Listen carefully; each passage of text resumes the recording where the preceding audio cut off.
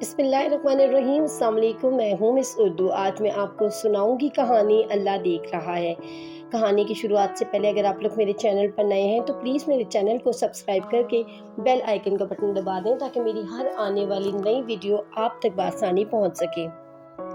آج کی کہانی اللہ دیکھ رہا ہے۔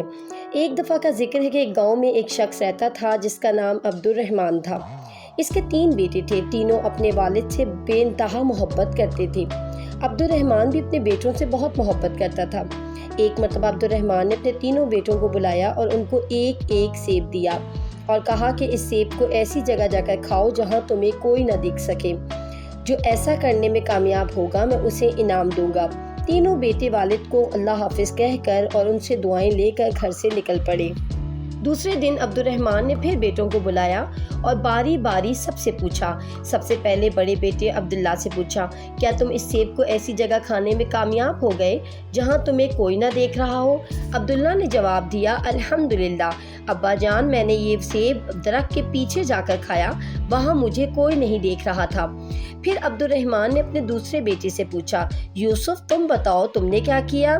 یوسف نے کہا، ابا جان، میں نے وہ سیب کمرے میں بند ہو کر اندھیرا کر کھایا اور مجھے یقین ہے کہ وہاں مجھے کسی نے نہیں دیکھا۔ عبد الرحمن نے تیسرے بیٹے سے پوچھا، سلیم تم نے کیا کیا؟